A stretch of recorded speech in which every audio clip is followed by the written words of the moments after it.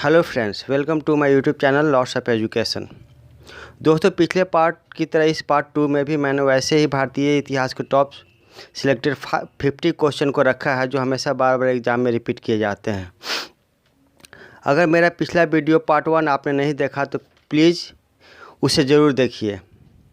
तो दोस्तों, चलते अपने पार्ट 2 वीडियो की ओर, जिसमें मैंने पहला क्वेश्चन रखा है, किस मुग़ल सम्राट के शासनकाल को स्वर्ण युग के नाम से जाना जाता है। सही उत्तर है शाहजहां। शाहजहां का शासनकाल 1628 से 1698 ईस्वी तक था। 30 वर्षों के शासनकाल में भारत की समृद्धि में काफ़ी विकास हुआ था।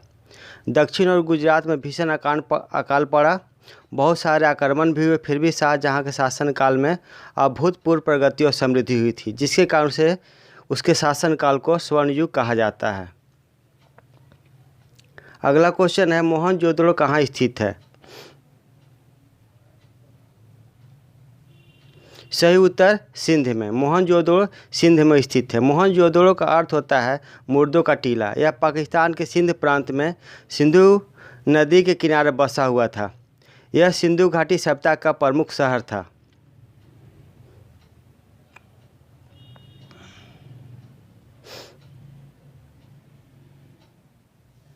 अगला प्रश्न है, बौद्ध धर्म से संबंध अर्धगोलाकार अंत्येष्टि संबंधी टीले को क्या कहते हैं।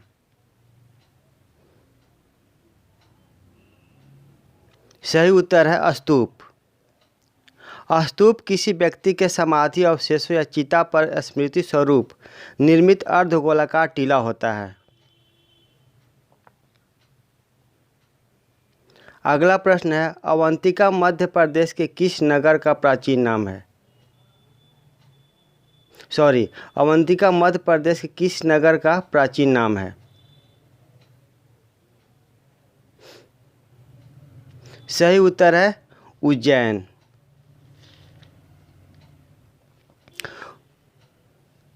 उज्जैन क्षिप्रा नदी पर बसा एक अत्यंत प्राचीन शहर है।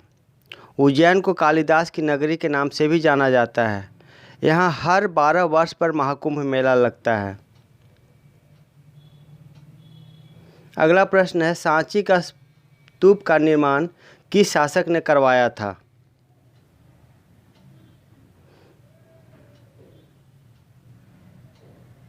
सही उत्तर है अशोक। सांची भारत के मध्य प्रदेश राज्य के रायसेन जिले में एक पहाड़ी पर स्थित एक छोटा सा गांव है। यह बेतना नदी के किनारे बसा हुआ है। यहाँ कई बौद्ध स्मारक हैं। सांची का महान मुख्य स्तूप सम्राट अशोक ने बनवाया था। अगला प्रश्न है, काला पैगोडा यानी ब्लैक पैगोडा किस राज्य में है।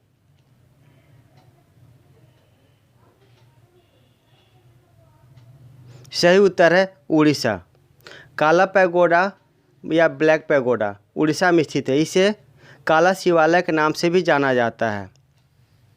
पैगोडा पिरामिड आकार का गुंबदीय अथवा बुर्ज आकृति का होता है। यह कई मंजिला होते हैं। उड़ीसा में स्थित कोणार्क सूर्य मंदिर को काला पैगोडा या ब्लैक पैगोडा के नाम से भी जाना जाता है।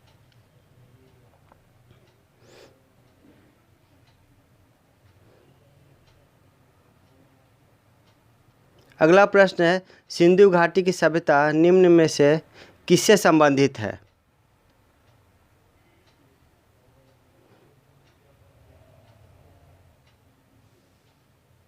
सही उत्तर है हड़प्पा संस्कृति। यानी सिंधु घाटी की सभ्यता हड़प्पा संस्कृति से संबंधित है। अगला प्रश्न है, एलिफेंटा की गुफाएं कहाँ स्थित है। सही उत्तर महाराष्ट्र में। एलिफेंटा की गुफाएं महाराष्ट्र में स्थित है। 1987 में एलिफेंटा की गुफा को विश्व विरासत स्थल की सूची में शामिल किया गया था।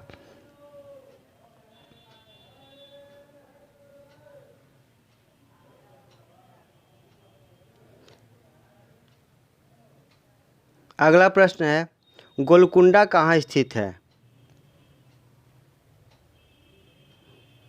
सही उत्तर है बीजापुर।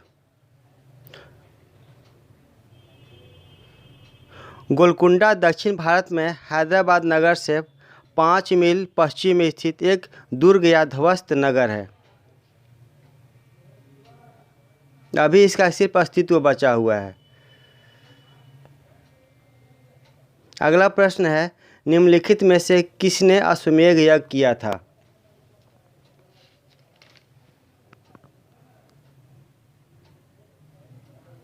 सही उत्तर है पुष्यमित्र।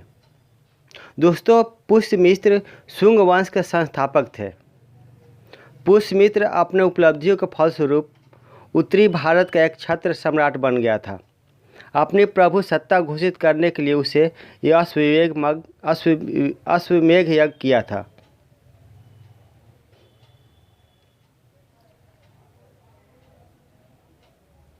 अगला प्रश्न है, महावीर स्वामी जैन तीर्थंकर थे।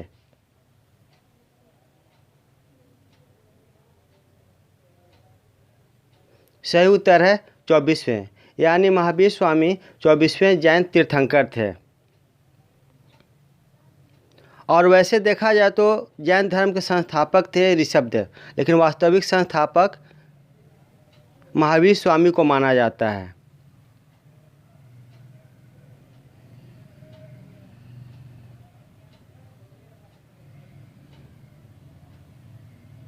अगला प्रश्न है, नवरत्न किसके शासनकाल से संबंधित थे?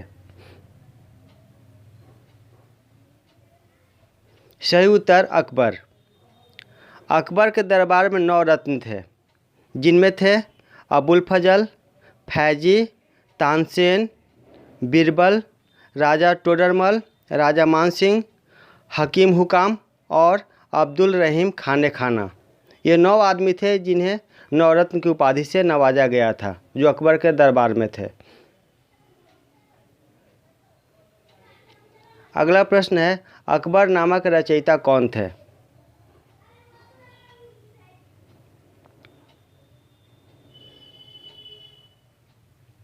सही उत्तर है अबुल फजल। अबुल फजल अकबर के 9 रत्नों में से एक थे। इन्होंने अकबरनामा के अलावे आईने अकबरी जैसे प्रसिद्ध पुस्तक की रचना की। अगला प्रश्न है, तानसेन किसके दरबार के राजकवि थे?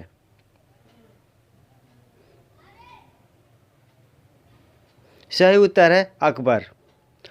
तानसेन अकबर के दरबार के राजकवि थे।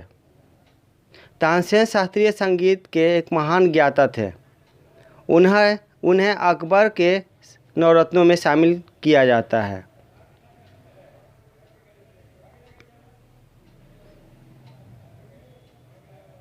अगला प्रश्न है, हवा महल कहाँ स्थित है?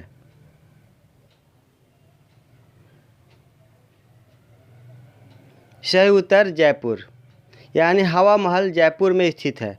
हवा महल राजस्थान की राजधानी जयपुर में एक राजसी महल है। इसे 1799 ईस्वी में महाराजा सवाई प्रताप सिंह ने बनवाया था। बाहर से देखने पर मधुमक्खी के छत्ते के समान दिखाई देता है।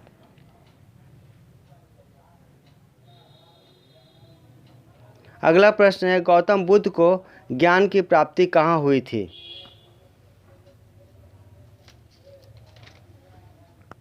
सही उत्तर है गया में, जो बिहार राज्य में स्थित है।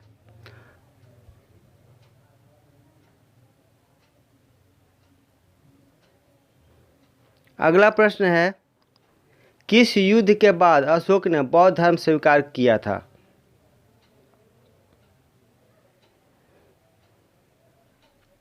सही उत्तर है कलिंग युद्ध। कलिंग युद्ध में भीषण रक्तपात अशोक के जीवन पर बहुत बुरा प्रभाव डाला था। उसने हिंसा त्याग करके अहिंसा, सत्य, प्रेम और परोपकार का रास्ता अपना लिया। कलिंग युद्ध के समय ही मौर्य साम्राज्य के पतन का कारण बना था।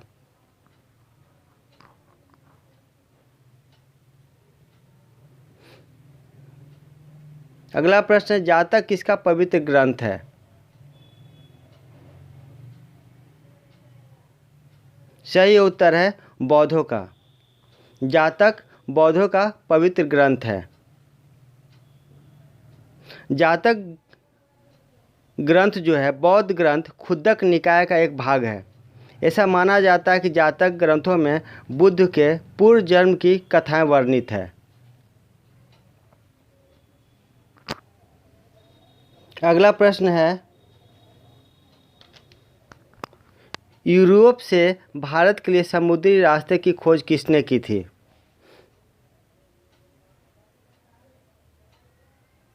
सही उत्तर है वास्को डी गामा। अगला प्रश्न है, रुपए का सिक्का भारत में पहली बार किसके शासन में ढाला गया था?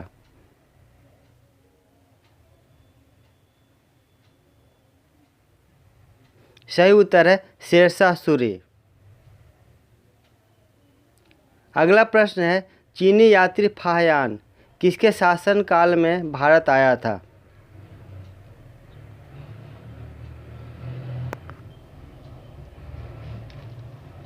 सही उत्तर है चंद्रगुप्त विक्रमादित्य।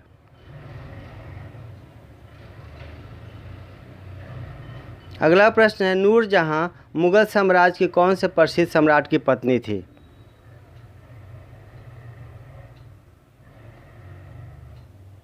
सही उत्तर है जहांगीर। नूरजहां जहांगीर की पत्नी थी। नूरजहां का असली नाम मेहरुनिसा भी था।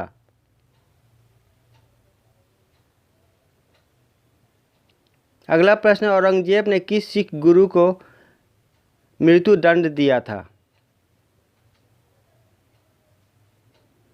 सही उत्तर है गुरु तेग बहादुर को।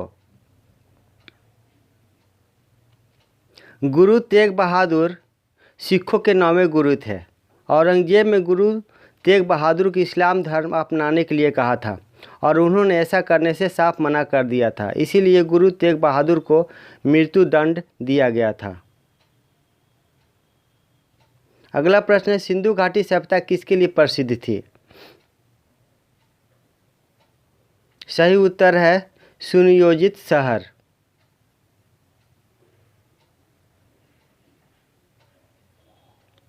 अगला प्रश्न है, अंग्रेजी ईस्ट इंडिया कंपनी की स्थापना कब हुई थी?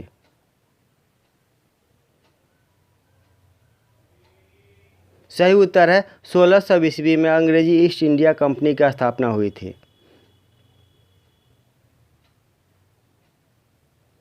अगला प्रश्न है, 1 रुपये का सिक्का भारत में कहाँ बनता है? सही उत्तर है कोलकाता में। कोलकाता में 1 रुपये का सिक्का बनता है। अगला प्रश्न है, भारत में खिलाफत आंदोलन किसने प्रारंभ की?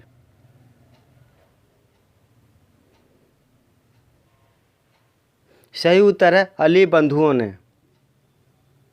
खिलाफत आंदोलन की शुरुआत 17 अक्टूबर 1919 ईस्वी में शौकत अली और मौलाना मोहम्मद अली ने किया था, जिन्हें अली बंधु के नाम से भी जाना जाता है।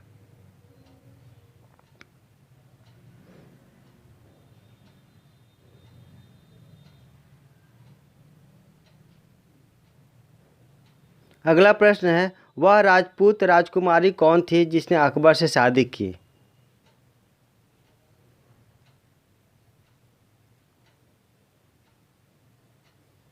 सही उत्तर है जोधाबाई। जोधाबाई जयपुर के आमेर रियासत के राजा भारमल की पुत्री थी। जहांगीर जोधाबाई और अकबर के संतान थे। अगला प्रश्न है, चंपारण नील आंदोलन का नेता कौन था? सही उत्तर है महात्मा गांधी। नील आंदोलन नील की खेती के विरोध में किसानों द्वारा किया गया एक आंदोलन था, जिसमें किसान नील की खेती नहीं करना चाहते थे और अंग्रेज उनसे ज़बरदस्ती करवाना चाहते थे।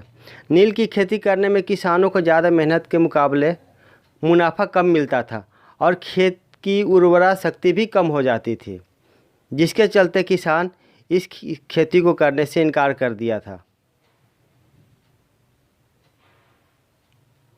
अगला प्रश्न है, हर्षवर्धन की मृत्यु कब हुई थी?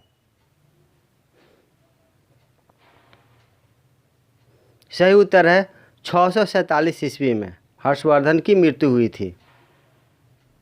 अगला प्रश्न है, शिवाजी के धार्मिक गुरु कौन थे?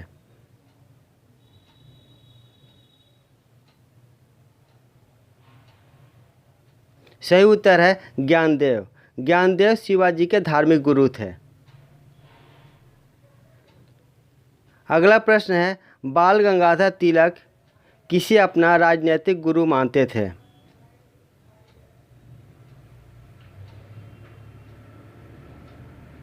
सही उत्तर है स्वामी विवेकानंद।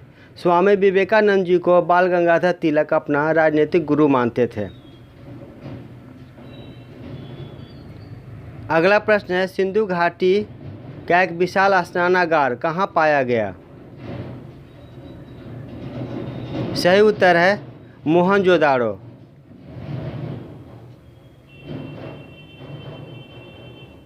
अगला प्रश्न है, लाला लाजपत राय किसके विरोध प्रदर्शन कर रहे थे जब लाठी के शिकार हुए?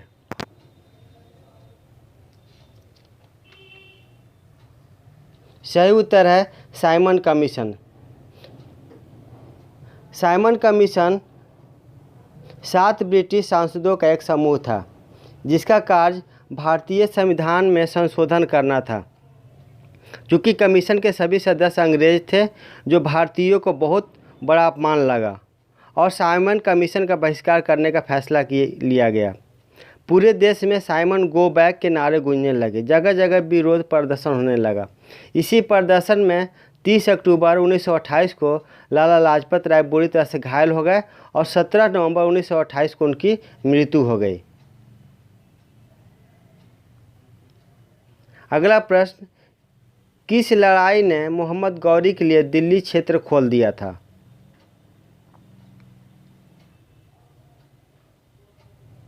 सही उत्तर है तराइन की दूसरी लड़ाई।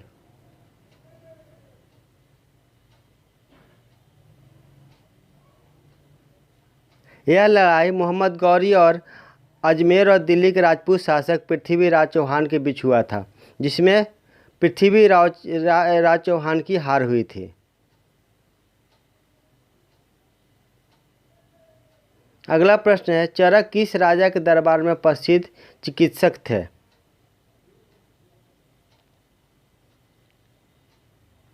सही उत्तर कनिष्क।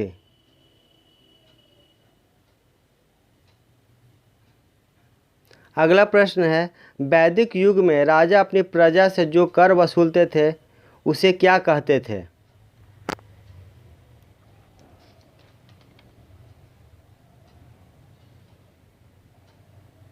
सही उत्तर है बलि।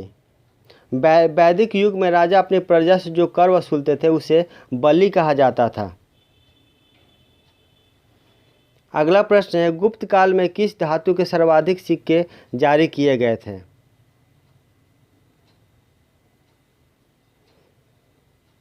सही उत्तर है सोना के। गुप्त काल में सोना के सिक्के सबसे ज़्यादा जारी किए गए थे। अगला प्रश्न है, मंगल पांडे ने 1857 की विद्रोह की गोली कहाँ चलाई थी?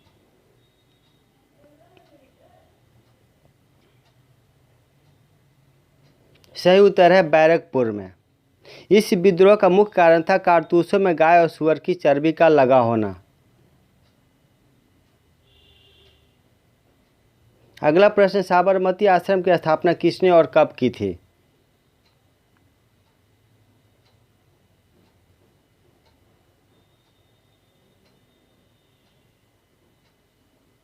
सही उत्तर है महात्मा गांधी ने 1916 ईस्वी में साबरमती की स्थापना की, आश्रम की स्थापना की।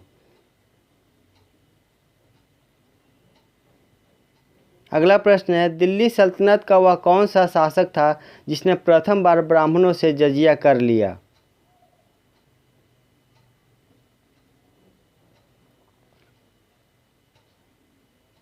सही उत्तर है फिरोज शाह तुगलक।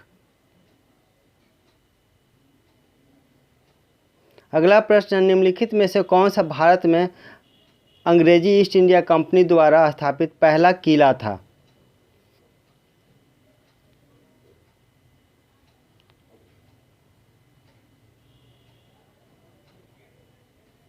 सही उत्तर है फोर्ट सेंट जॉर्ज।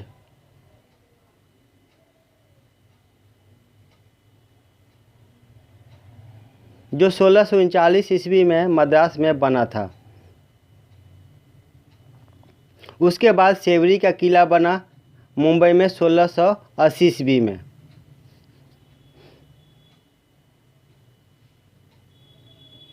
अगला प्रश्न है, बाणभट्ट किसके दरबार के राजकवि थे?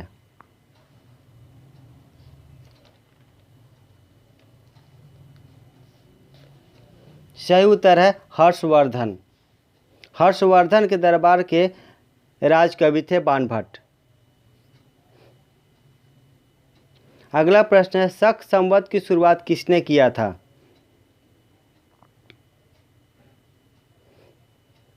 सही उत्तर है कनिष्क ने।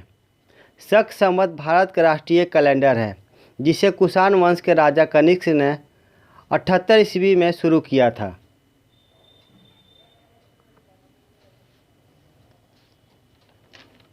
अगला प्रश्न है, निम्नलिखित में से प्राचीन साम्राज्य कौन सा था?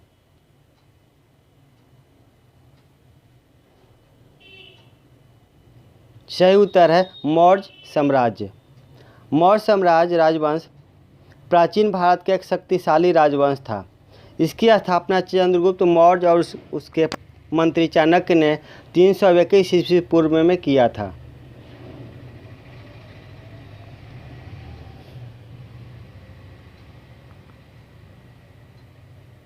अगला प्रश्न है, बृहदेश्वर मंदिर कहाँ है?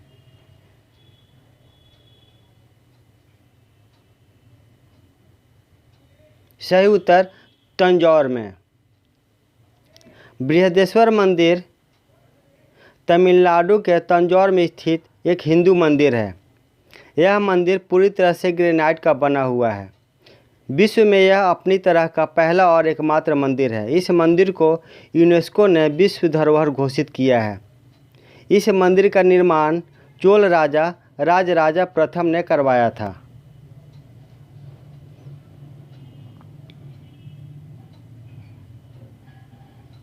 अगला प्रश्न है, तमिल भाषा का प्रसिद्ध पुस्तक शिल्पदिकरम और मणिमेखला किस धर्म से संबंधित है?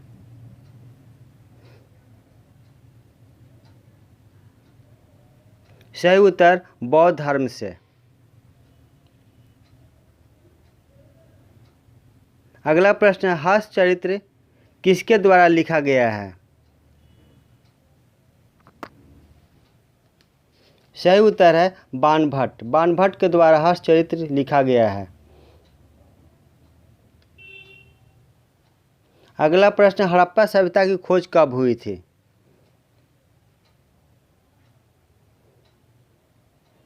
सही उत्तर है 1922 ईस्वी में हड़प्पा सभ्यता की खोज हुई थी।